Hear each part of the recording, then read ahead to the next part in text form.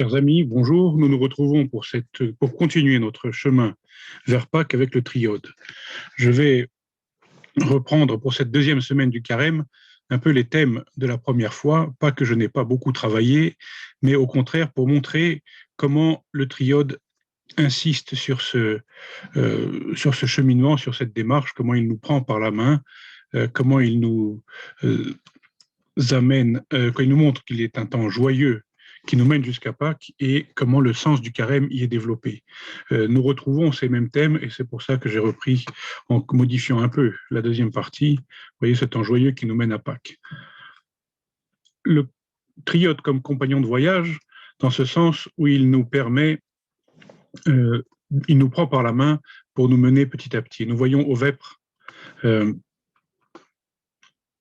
du dimanche soir, au stichaire du Lycernaire, frères, entrons joyeusement maintenant dans la deuxième semaine du jeûne, faisons jour après jour, comme Élie le Thésbite, des 4 grandes vertus un char de feu, élevons l'esprit dans l'impassibilité, armons la chair dans la pureté pour renverser et vaincre l'ennemi.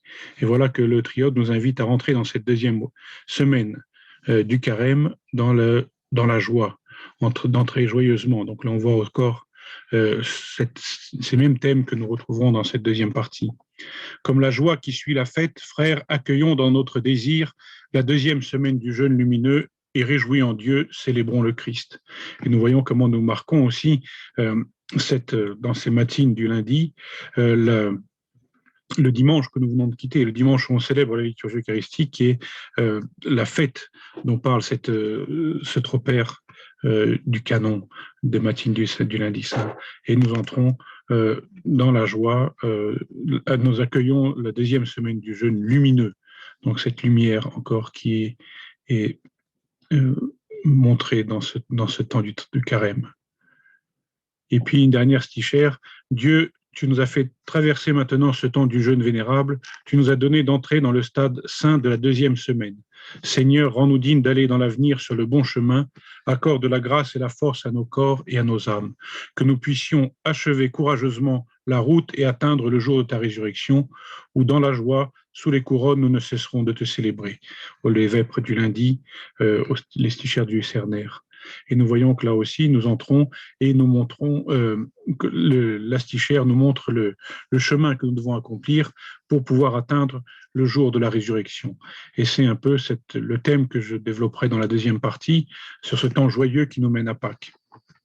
Nous voyons au vêpres du mardi, c'est le temps joyeux du jeûne, comblé de claire innocence, de pur amour, de prières lumineuses et de toute autre vertu. Dans la lumière de la joie, nous proclamons toute sainte croix du Christ, tu as porté les délices de la vie, rends-nous dignes de te vénérer dans un cœur pur, accorde-nous l'apaisement et le grand amour. Et là aussi, donc voilà comment le Triode montre, ou l'Église nous montre le chemin que nous prenons, qui passe par cette croix, qui nous donne les délices de la vie, et le texte reprend ici, rends-nous dignes de te vénérer d'un cœur pur, comme nous le chanterons au moment de la croix, le dimanche de la croix, mais aussi à la procession la nuit de Pâques. Et une autre stichère au Lucernaire, au vêpres du jeudi, qui dit « Suspendu à la croix, le côté percé, tu fus pour moi la source de la vie, d'avoir mangé le fruit de l'arbre. J'étais mort sous la malice du serpent, je te glorifie, Christ, et prie ta compassion. Fais-moi traverser dans le recueillement le stade du jeûne et adorer ta passion et ta résurrection. » Ces deux stichères sont tirées du mardi et au jeudi au vêpres, qui préfigurent ou qui annoncent le mercredi et le vendredi, qui sont les jours dédiés à la croix, et où la croix a bien sûr une place plus importante. Mais nous voyons que malgré ce thème de la croix, nous avons aussi toujours la résurrection qui est là, par cette référence de vénérer d'un cœur pur, et dans la deuxième stichère, la résurrection qui est dite de manière explicite. Toi qui as souffert pour moi la crucifixion, bu le vinaigre et dit tout est accompli, donne-moi d'aller au bout du stade du jeûne et rends-moi digne de voir ta résurrection. Et là aussi, nous voyons donc dans cette ces matines du vendredi où le thème de la croix est là, mais l'invitation ou la demande que le Seigneur nous accompagne pour que nous puissions aller jusqu'au bout de ce chemin dans lequel nous nous sommes engagés et que nous puissions voir la résurrection. Par la puissance de ta croix, Seigneur, rends-nous dignes d'aller de toute notre âme au bout du chemin du jeûne. Et là aussi, nous voyons cette demande que nous puissions arriver. Voilà, la première semaine, nous sommes portés par le canon de Saint-André, par ces prières, je dirais tout le temps que nous sommes censés passer à l'Église, là, les offices qui prennent, je dirais, dans les monastères, il n'y a rien de temps de faire d'autre que de prier, et donc nous sommes portés. Mais dans cette deuxième semaine où le rythme se ralentit, ne serait-ce que parce qu'on ne lit plus le canon de Saint-André, nous demandons au Seigneur qu'il nous permette de continuer ce combat, de continuer ce chemin pour arriver au bout du chemin du jeûne. Et nous voyons comment aussi dans toutes ces différentes stichères, dans tous ces différents textes qui nous sont donnés, le sens du carême est développé. Le jeûne pur, c'est l'éloignement du péché, le renversement des passions, l'amour de Dieu, l'attachement à la prière, les larmes, le recueillement, le souci des pauvres, comme le Christ l'a ordonné dans les Écritures. Et voilà que ce qui nous est demandé, ce n'est rien d'autre que de suivre le chemin de l'Évangile, ce que le Christ nous a ordonné dans les Écritures. Abstenons-nous de la colère des passions, réjouissons-nous de l'amour véritable, nourrissons de pain les pauvres et nous serons nourris de la grâce divine. Éteignons par les larmes de la sentence à venir. Et nous voyons comment aussi l'aumône vient faire son entrée, que nous ne jeûnons pas pour nous-mêmes, mais pour pouvoir partager et nourrir les pauvres, ceux qui sont dans le besoin, ceux qui sont autour de nous. Nous jeûnons pour que d'autres puissent manger. La prière et le jeûne sont l'arme merveilleuse. Elle fit écrire à Moïse la loi, elle porta Élie au sacrifice. Fidèles, persévérons en elle et appelons le Sauveur. Contre toi seul nous avons péché, aie pitié de nous.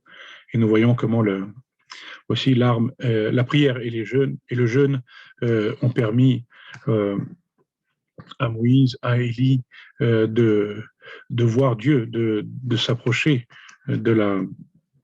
du Sauveur, comme nous essayons de le faire aussi pendant le carême. Jeûnons pour le Seigneur dans le jeûne véritable, l'abstinence de nourriture, de la colère et du mensonge et de toute autre passion qui nous aliène, que dans la pureté nous puissions voir la Pâque.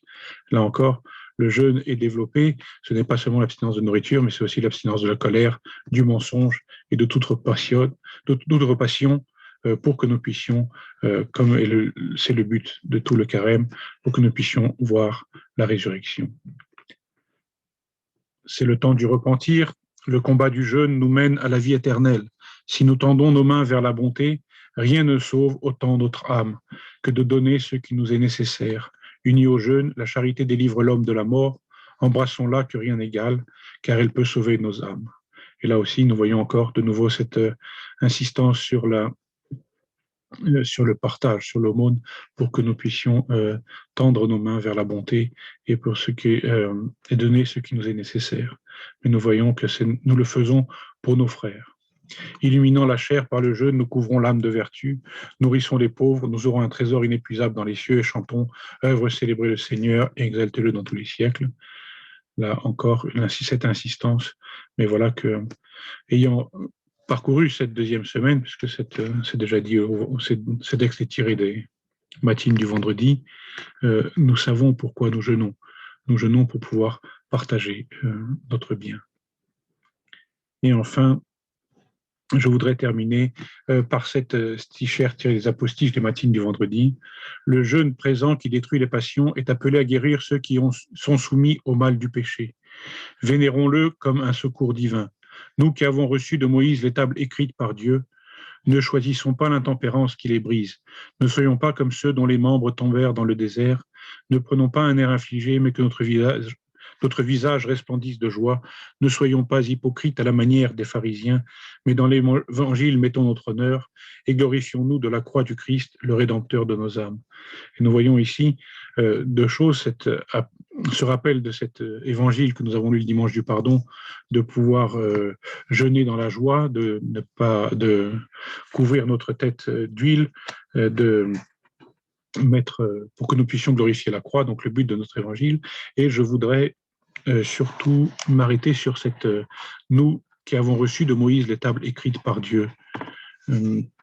C'est aussi, ça rejoint cet évangile dans lequel nous mettons notre honneur à la fin de cette stichère, mais ça rejoint aussi la prière que nous disons à la fin de la liturgie des saints dons présanctifiés.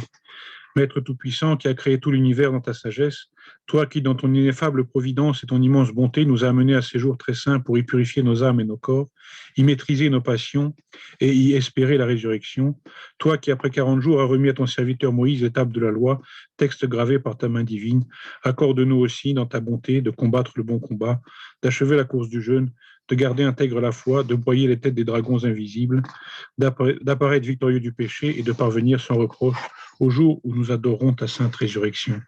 Et nous voyons que dans cette prière aussi est résumé tout le sens de notre carême, mais nous voyons comment cette table de la loi, ces tables que Moïse a reçues, dont on parle aussi ici, sont ces règles évangéliques que nous sommes appelés à vivre. Ce n'est pas seulement le jeûne, la prière, mais c'est tout l'évangile que le chrétien est appelé dont le chrétien est appelé à vivre et dans lequel ce temps de carême est peut-être ce temps béni dans lequel nous essayons de le faire, mais que cela soit aussi le cœur de notre vie, que ce soit la règle de notre vie et que nous puissions, tous ces efforts que nous faisons d'attention au prochain, de contrôle de soi, de nous rapprocher du Seigneur, soit pour nous le chemin de toute la vie après avoir aussi été capable de contempler la croix du Seigneur et sa sainte résurrection.